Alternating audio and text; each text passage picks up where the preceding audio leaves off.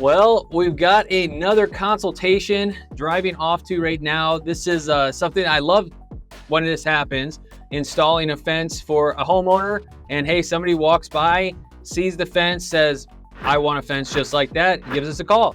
And so that's exactly what happened. This homeowner reached out to us on Facebook after seeing a completed fence that we did in their neighborhood. And local business owner on College Hill said, hey, I really want a stained cedar fence. What I see in that other yard looks great. That's about as much as I know heading to this consultation right now.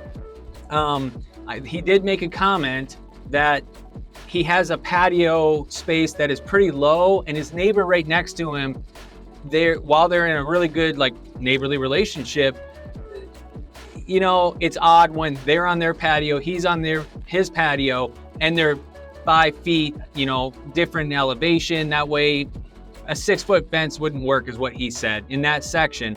And so we'll see what it looks like when I get there. Run into this situation pretty frequently. In fact, at my house, had to do the same thing. Love our neighbors, but put in a 7-foot privacy wall, or fence rather, just along our patio, just because their deck is 4 feet taller than our patio, and a 6-foot fence, they'd be staring straight at us. So made it awkward for them, awkward for us when they're out on a nice spring, summer day and want to just kind of spend time in your outdoor oasis, if you will. So we're going to head out to this consultation, take a look. I will comment on anything that I see in the video, and then recap it at the very end. This is the fence consultation video walkthrough.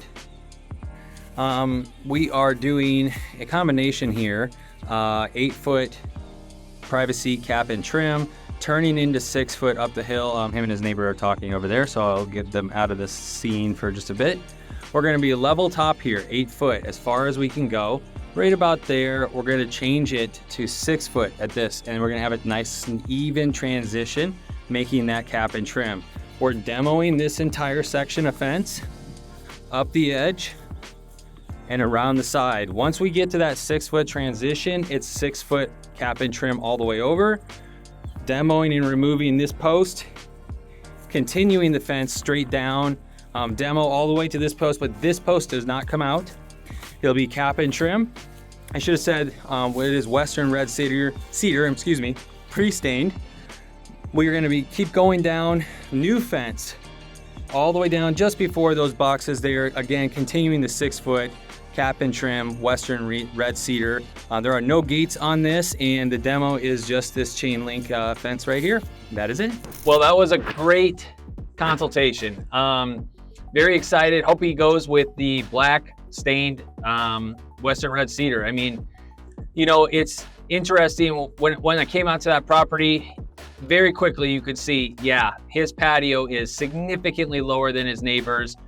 He was talking to his neighbor at the side of the fence, and they were having a great conversation. But currently he's got chain link, and he is really wanting some privacy. The homeowner behind him had removed a bunch of trees that used to give him a lot of natural privacy. They were their trees, so he didn't really have much of a say in it.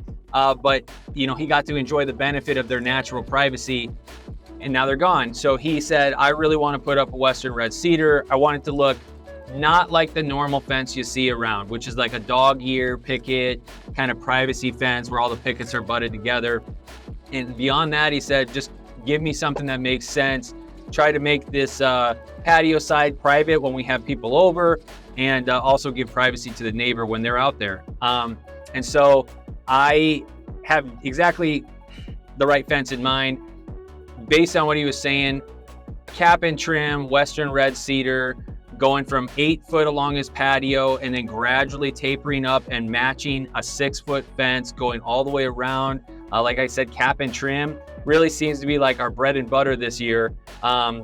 It's just a sharp looking fence. It's not over the top with like accent pieces, and it just looks really, really clean. I was trying to discuss with him, and I said, listen, when we do cap and trim, the whole goal is for that fence to be flat where it needs to be and level where it's running across flat land. And so sometimes you can't accomplish that. Just if it's a really severe drop on a hill, you got to go with a transition piece, or otherwise you got to kind of go with the entire grade of the yard. But his yard, looking at it, we're probably going to have 1 or 2 small transitions up and down, but they'll be nice and smooth. And then after that, it is going to be a level fence top. As far as the stain colors, I know he's got a couple in mind. I really hope he goes with black. If he does, that's going to be awesome, because I've been wanting a homeowner to go with black, but it takes, you know, a special type of house, a special character or personality to go with a black stained fence. I mean, it is a statement fence. And if he goes with it, I'm going to be really excited to build this one. And if he does go with it and go with us, I will have a video that is kind of a, you know, a walkthrough of the finished project, so you can see how it went from consultation. We walked the fence, kind of saw the different things in his yard and nuances, described the project to him, and then what happened at the very end, how it all turned out. So with that, have a perfect day.